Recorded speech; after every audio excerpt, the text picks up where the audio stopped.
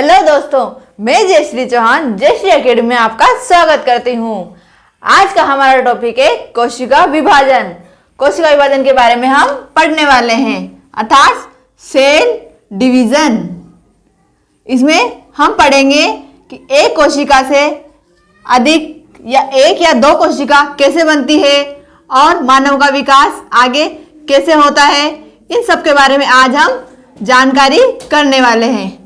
तो आइए देखते हैं हम कोशिका विभाजन के बारे में। तो कोशिका विभाजन में सबसे पहले बात आती है, एक कथन दिया था विर्चो नाम के वैज्ञानिक ने। विर्चो ने कहा था कि जो नई कोशिका होती है, जो नई बनने वाली कोशिका होती है, उसका निर्माण पूर्ववर्ती कोशिका अर्थात पुरानी कोशिका से होता है। इन्होंने कब दिया था ये? विर्चो नाम के एक वैज्ञानिक थे, विर्चो नाम के वैज्ञानिक थे। उन्होंने कहा था कि नई सेल का निर्माण पुरानी सेल से होता है। इन्होंने कब कहा था? 1855 में ये कथन दिया था कि पुरानी कोशिकाओं अर्थात पूर्ववर्ती सेल से नवीन कोशिकाओं का निर्माण होता है, पूर्ववर्ती से नवीन सेल का निर्माण होता है। तो इसके अंतर्गत हम पढ़ने वाले हैं कोशिका विभाजन के प्रकार पढ़ेंगे, कोशिका विभाजन कैसे होता है, उसकी पूरी प्रक्रिया के बारे में जानने वाले हैं। तो आइए हम देखते हैं। सबसे पहले बात करते हैं मनुष्य की। मनुष्य में जो कोशिका विभाजन होता है, मनुष्य में कोशिका विभाजन सबसे पहले कोशिका कितनी होती है ये बात करते हैं। पेपर में कई बार बहुत से पेपरों में या कंपटीशन एग्जाम में क्वेश्चन आ चुका है कि मनुष्य का निर्माण कितनी कोशिकाओं से होता है और कितनी मनुष्य का निर्माण एक कोशिका से होता है, उसका नाम है युग्मनज। मनुष्य का निर्माण एक कोशिका से होता है जिसका नाम है युग्मनज अर्थात जायगोट। जायगोट एक कोशिका है, एक कोशिकीय कोशिका है जिससे मनुष्य का भ्रूण का आगे निर्माण होता है। तो अब इस कोशिका विभाजन से एक कोशिका से बहुत सारी कोशिकाएं बनेगी। ये कोशिका विभाजन ऐसा नहीं कि सभी बड़े छोटे छोटे जीवों से लेकर निम्न वर्गीय जीवों से लेकर बड़े से बड़े मनुष्य और मनुष्य से बड़े सब में पाया जाता है। कोशिका विभाजन कायिक कोशिका विभाजन भी होता है, अलैंगिक भी होता है, लैंगिक भी होता है। तो इसके आधार पर हम कोशिका विभाजन को दो भागों में बांटते हैं। कौन कौन से? एक होता है समसूत्री विभाजन और एक होता है अर्धसूत्री विभाजन। एक होता है समसूत्री विभाजन अर्थात इसे इंग्लिश में कहते हैं माइटोसिस, समसूत्री विभाजन, और इसको इंग्लिश में कहेंगे हम माइटोसिस। इसके बाद दूसरा आएगा अर्धसूत्री विभाजन। अर्धसूत्री विभाजन जिसको हम क्या कहेंगे? अर्धसूत्री विभाजन, इसको हम कहते हैं मियोसिस। मियोसिस। इन दोनों विभाजन के अलावा एक और विभाजन पाया जाता है जो इनमें मतलब निम्न वर्गीय जीवों में होता है, जैसे शैवाल हुआ, जीवाणु हुआ, इनमें पाया जाता है। उसको हम इसमें अलग से पढ़ लेते हैं, यहाँ अलग से पढ़ लेते हैं। पहले उसे को देख लेते हैं कि उसका नाम है सूत्री या असूत्री विभाजन। इसको इंग्लिश में बोलते हैं माइटोसिस। माइटोसिस। ये कोशिका विभाजन बहुत ही सिंपल होता है, इसमें कोई तामझाम की जरूरत नहीं होती है। इसमें बस ओनली जैसे होता है ना, एक कोशिका से बीच में से टूटकर या फिर बीच में से जैसे ये कोशिका हुई, इसके अंदर का ये केंद्रक हुआ। अब क्या होगा इसमें कुछ नहीं होता, इसमें ज्यादा वो तो होते भी नहीं है भाई, इसमें अंग वंग ज्यादा होते हैं। केवल इसमें कोशिका एक कोशिका से दो कोशिका बन जाती है टूटकर। इसमें ये ऐसे होता है।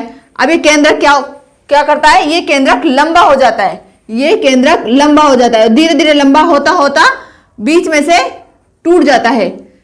ऐसे हो जाता है, लंबा होता होता बीच में से टूट जाएगा, बीच में से गैप बना लेगा, जैसे ये ऐसे धीरे धीरे करके दो केंद्रक बना लेता है। ये दो केंद्रक बना लेता है। और इसके बाद जो ये कोशिका द्रव्य, ये कोशिका झिल्ली, इसके बाद ये कोशिका झिल्ली क्या होगी, केंद्रक, दो केंद्रक होने के बाद ये कोशिका झिल्ली भी टूटकर दो बना लेती है। तो इससे एक कोशिका से बन गई दो कोशिका।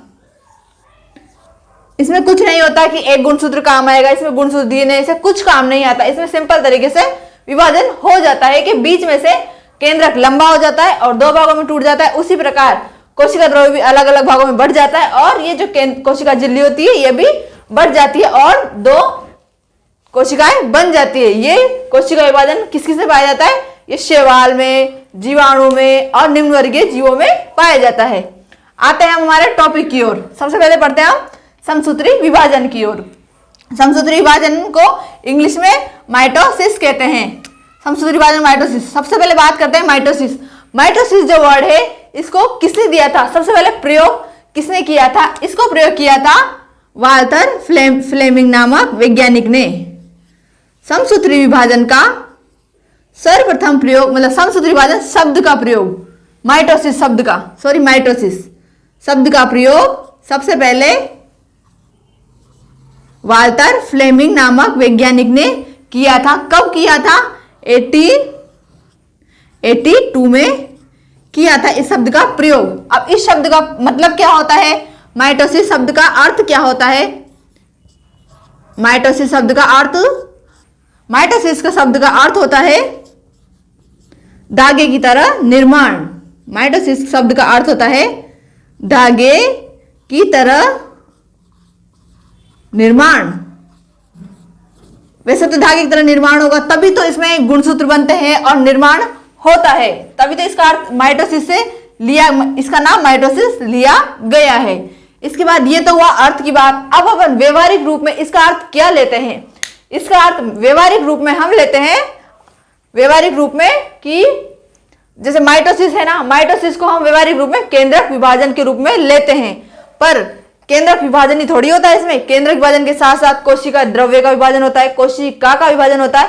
तो हम सम्मिलित रूप से माइटोसिस को हम केंद्रक विभाजन के साथ साथ कोशिका द्रव्य विभाजन भी ले लेते हैं। तो दोनों मिलाकर माइटोसिस अर्थ हो जाता है। इसके बाद बात करते हैं समसूत्री विभाजन को आगे, ये होता कैसे, इसकी प्रक्रिया के बारे में समझते हैं। समसूत्री विभाजन की प्रक्रिया को हम निम्न चरणों में समझेंगे। इसके कितने चरण होते हैं आइए देखते हैं। सबसे पहले बात करते हैं समसूत्री विभाजन के फर्स्ट चरण की। सबसे पहले आएगा इंटरफेज,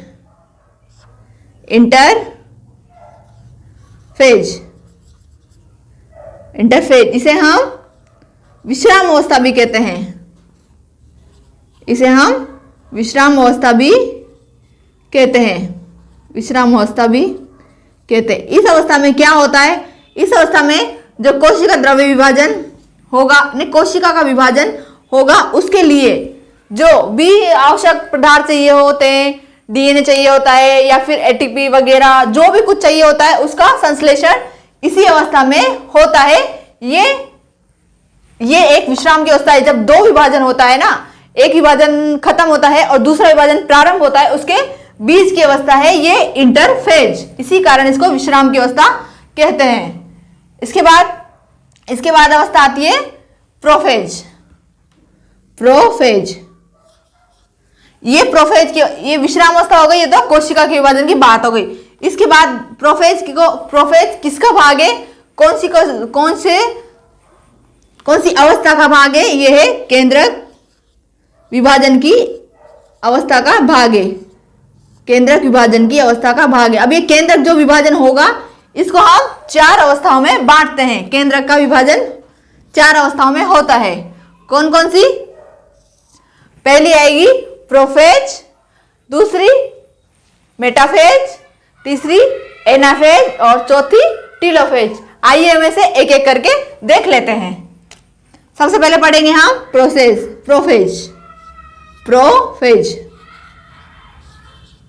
में क्या होता है, ये इस समसूत्री विभाजन की सबसे लंबी अवस्था है।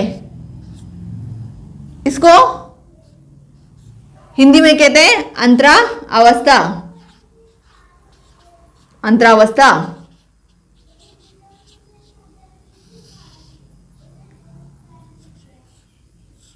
अंतरा अवस्था। इस अवस्था में क्या होता है, इस अवस्था में जो गुणसूत्र होते हैं वो गुणसूत्र धीरे धीरे करके, पहले पतले होते थे ना गुणसूत्र, और जो धीरे धीरे करके कैसे हो जाते हैं, मोटे हो जाते हैं और छोटे हो जाते हैं। और जो ये कोशिका होती है ये जलयोजित होती है, धीरे धीरे इसका जल भी कम होने लग जाता है और हमें गुणसूत्र स्पष्ट दिखाई देने लग जाते हैं। जो ये कोशिका होती है, ये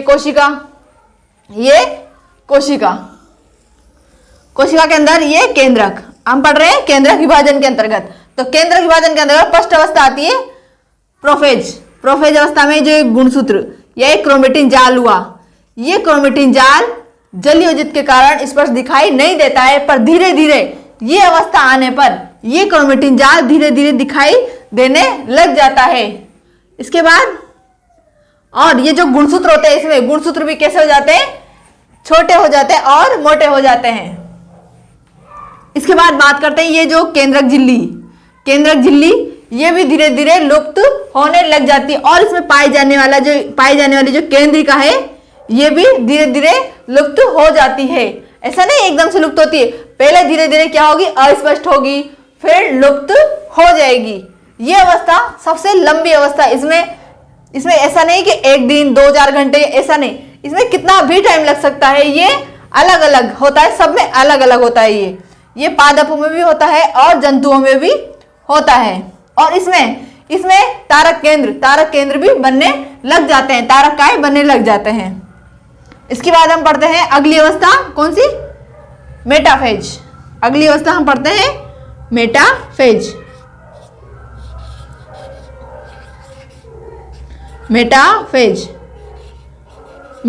मेटाफेज को हिंदी में कहते हैं मध्य अवस्था,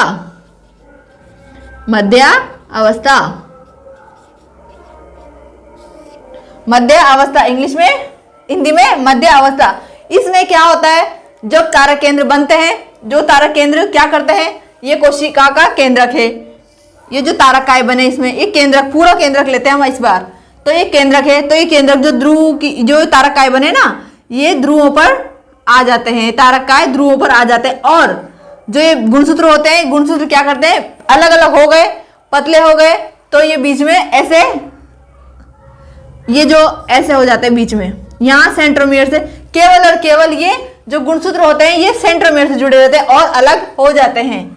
ये यहाँ पे ऐसे जमा हो जाते हैं बीच में, इधर का इधर हो जाता है, क्योंकि क्या होता है, ये जो तारकाएं होते हैं, तारक केंद्र होते हैं, इनसे ये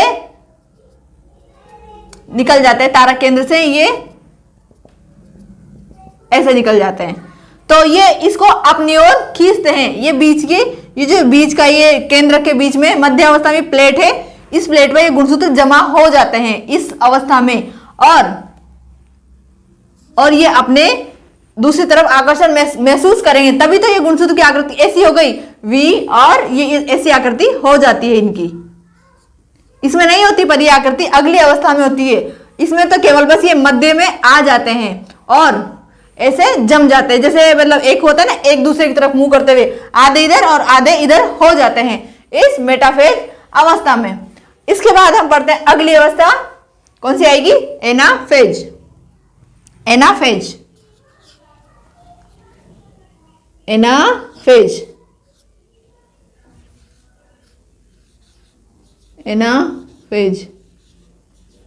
अगली अवस्था हम पढ़ते हैं एनाफेज। अब एनाफेज में क्या होता है, इसमें होता है ये अवस्था। इस एनाफेज अवस्था में क्या होता है, ये धीरे धीरे जो ऐसे होते हैं, ये अवस्था गुणसूत्र आधे हो जाते हैं ना, आधी, जैसे ये सेंटर में गुणसूत्र ऐसे होते हैं, ये गुणसूत्र ऐसे होते हैं। अब ये गुणसूत्र क्या होते हैं, ये जो एक पार्ट होता है इसको हम अर्ध गुणसूत्र कहते हैं, जो ये अलग अलग हो जाते हैं, एक ऐसा हो जाता है अलग और दूसरा ऐसा हो जाता है अलग। अब ये क्या करते हैं, ये कहां से जुड़े होते हैं, सिर्फ सेंट्रोमियर से जुड़े होते हैं, यहां से जुड़े होते हैं, और ये ऐसे जुड़कर ये मध्य प्लेट में ऐसे हो जाते हैं, ऐसे बीच में वी आकृति के हो जाते हैं, जैसे आधा इधर और ये आधा इधर ऐसे दिखाई देते हैं। ये ऐसे सूक्ष्म दृष्टि से देखने पर कोशिका विभाजन की इस अवस्था में, एनाफेज अवस्था में ऐसे दिखाई देते हैं। तो फिर हम आगे चलते हैं, ये ऐसे दिखाई देंगे और धीरे धीरे करते हुए यहां से आकर्षण महसूस करते हैं, ये तारक केंद्र से अपनी ओर आकर्षण महसूस करते हैं, और ये यहां से भुजाओं से तो मध्य की ओर रहते हैं, और जो ये सेंट्रोमियर या तारक केंद्र सेंट्रोमियर की बात करते हैं तो उसे इधर तारा केंद्र की ओर मुड़े हुए दिखाई देते हैं। ये क्वेश्चन आ चुका है कि मध्य में कौन सी अवस्था है जिसमें गुणसूत्र के भुजा मध्य में होती है और सेंट्रोमियर बाहर की तरफ होते हैं, वो कौन सी अवस्था आएगी? ये एनाफेज अवस्था आएगी। और इसमें क्या होता है, इसमें धीरे धीरे अभी वैसे बनती नहीं है, पूरी तरह स्पष्ट नहीं होती है, पर फिर भी धीरे धीरे इसमें केंद्रिका का, केंद्रक झिल्ली का निर्माण होने लग जाता है, पर पूरी तरह नहीं होता है। जैसे अब यहां से होगा तो ये धीरे धीरे, ये तो पूरी है, अभी दो भागों में टूटी नहीं, पर धीरे धीरे इसके एक और वापस केंद्रक झिल्ली बनने लग जाती है और केंद्रिका भी धीरे धीरे लग जाती है बनने। इसके बाद हम पढ़ते हैं अगली अवस्था। अगली अवस्था का नाम है टीलोफेज।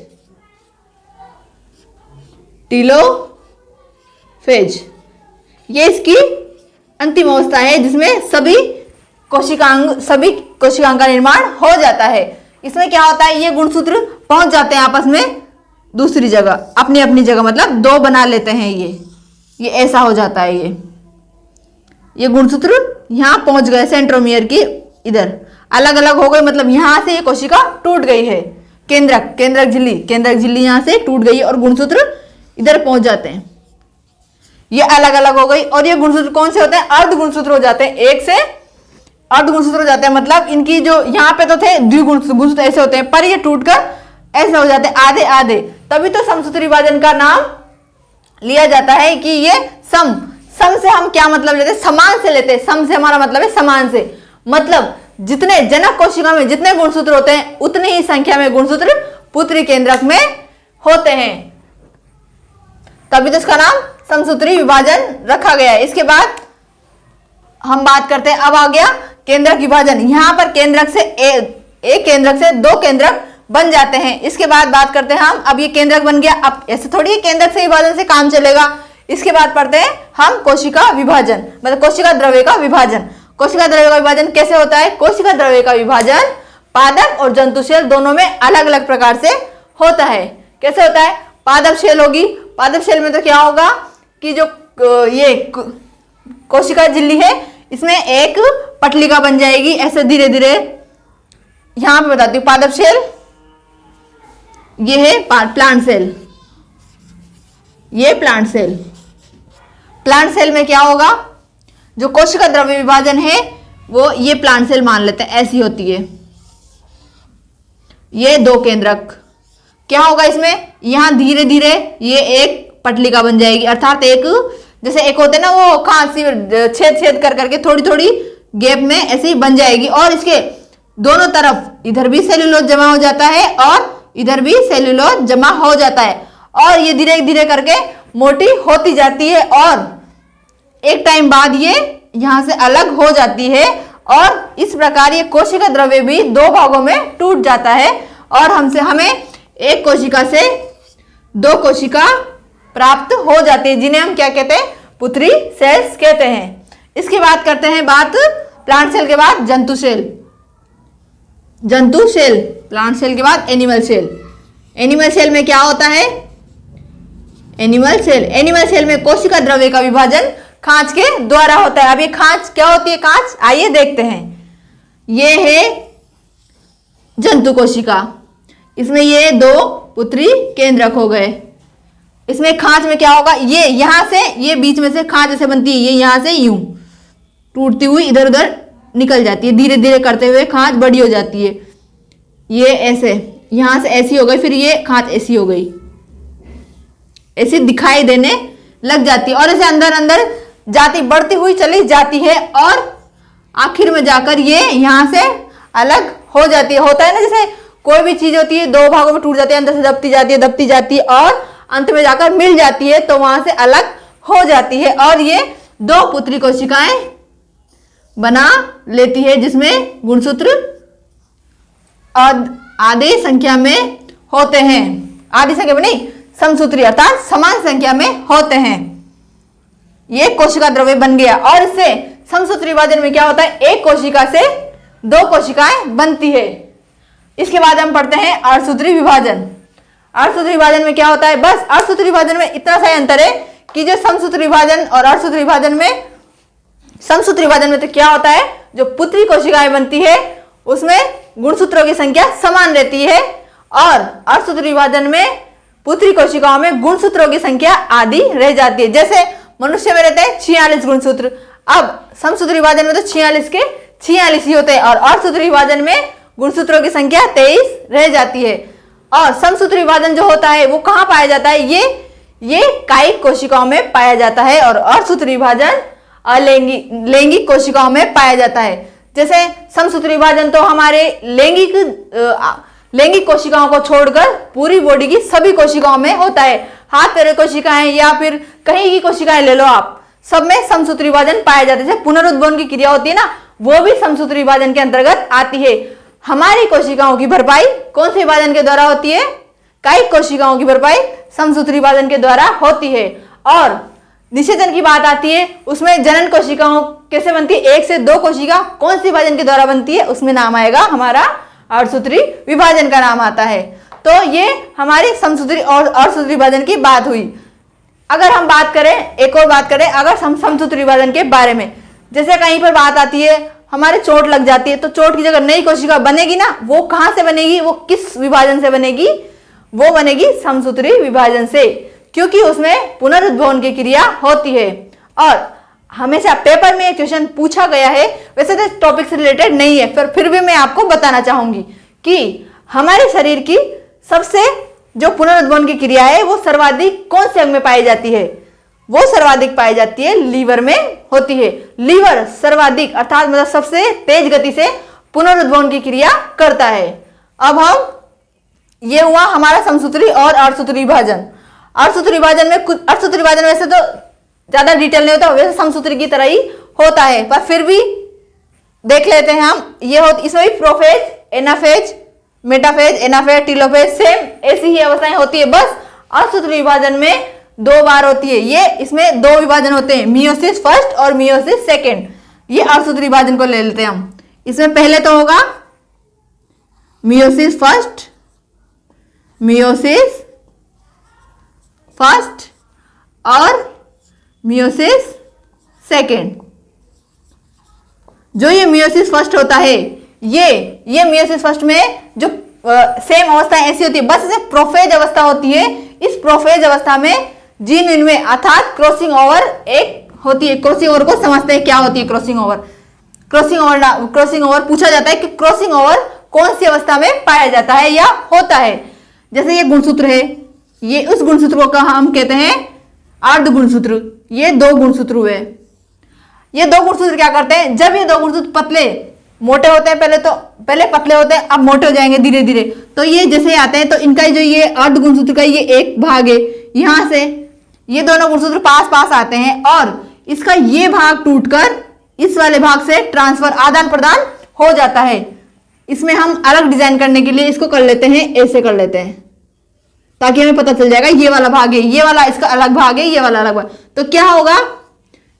ऐसे प्रोफेज अवस्था में ये गुणसूत्र ये यहां पे आ गया, ये वाला भाग इधर गुणसूत्र में, ये इधर वाले गुणसूत्र में जुड़ गया है और उसमें दूसरा हो गया। इससे क्या होता है? जो इसके जेनेटिक गुण है वो एक दूसरे में मतलब जेनेटिक गुण आदान प्रदान हो जाते हैं और एक पीढ़ी से दूसरी पीढ़ी में चले जाते हैं। इससे क्या होता है कि हमारे संतति में जो पुराने गुणसूत्र हैं, हानिकारक हैं, वो नष्ट हो जाते हैं और लाभदायक गुणसूत्र आ जाते हैं। इसके बाद इसकी अवस्थाएं सेम होती है मेटाफेज की तरह ही, सेम मेटाफेज की तरह जैसे मैंने बताया था कि मध्य में आ जाते हैं। और एनाफेज में भी ऐसा का ऐसा हो जाता है कि एनाफेज में भी इसके गुणसूत्र इधर मुड़ जाते हैं, वी आकार बना लेते हैं और 2 तारक केंद्र बना लेते हैं। टीलोफेज में भी सेम ऐसा ही होता है। टीलोफेज में क्या होता है कि 2 पुत्री कोशिकाएं बन जाती है अलग अलग। इसके बाद इसमें होता है मियोसिस सेकेंड, ये होता है मियोसिस सेकेंड। अब मियोसिस सेकेंड कैसा होता है? ये मियोसिस सेकेंड भी समसूत्री विभाजन के समान होता है। मियोसिस सेकेंड समसूत्री विभाजन के समान होता है। ये मियोसिस फर्स्ट होता तो समसूत्री के समान ही है, पर इसमें जो प्रोफेज अवस्था है ये अलग हो जाती है, इस कारण हम इसको अलग ले लेते हैं। और बाकी ये जो मियोसिस सेकेंड है ये सेम टू सेम एकदम समसूत्री विभाजन के समान होता है। अब 2 कोशिकाएं तो मियोसिस फर्स्ट से बन गई, फिर उन 2 कोशिकाओं से समसूत्री विभाजन द्वारा 2 कोशिकाएं बन गई। इन 2 कोशिकाओं से समसूत्र विभाजन द्वारा 2 और कोशिकाएं बन से इस एक से इस 2 पुत्री कोशिकाओं से 2 पुत्री कोशिकाएं और बनेगी। इसके बाद इससे 2 पुत्री कोशिकाएं और बनेगी, तो कितनी हो गई? 4 कोशिकाएं हो गई। तो इन दोनों से मिलाकर 4 कोशिकाएं हो जाती है अर्धसूत्र विभाजन से। समसूत्र विभाजन से एक जनक कोशिका से 2 पुत्री कोशिकाएं बनती है और अर्धसूत्र विभाजन में एक जनक कोशिका से 4 पुत्री कोशिकाएं बनती है। यह हुआ हमारा समसूत्र विभाजन और अर्धसूत्र विभाजन। और अर्धसूत्र विभाजन से क्या क्या फायदे लाभ हम देख लेते हैं बेनिफिट के बारे में कि क्या क्या अर्धसूत्र विभाजन बेनिफिट। इससे होगा कि हमारे जनक पीढ़ी में लाभदायक लक्षण आएंगे। जीन विनिमय की क्रिया से जनक पीढ़ी में सेम लक्षण नहीं होकर और नए नए लक्षण की उत्पत्ति हो जाएगी और धीरे धीरे करते हुए ये एक जैसे इसके लक्षण इसमें गए, जनक पीढ़ी से डीएनए यहाँ पे एक्सचेंज हुआ ना, क्रॉसिंग ओवर, गुणसूत्र, डीएनए सब एक्सचेंज हुआ, तो यहाँ से धीरे धीरे करके एक नई संतति अर्थात नए गुण का भी निर्माण हो जाता है। यह हुआ हमारा समसूत्री और अर्धसूत्री विभाजन कंप्लीट। तो आपको ये वीडियो कैसी लगी कमेंट सेक्शन में जरूर बताना। और अगर आपको ये वीडियो अच्छी लगी हो तो वीडियो को लाइक कीजिए, शेयर कीजिए और चैनल को सब्सक्राइब कीजिए। Thank you.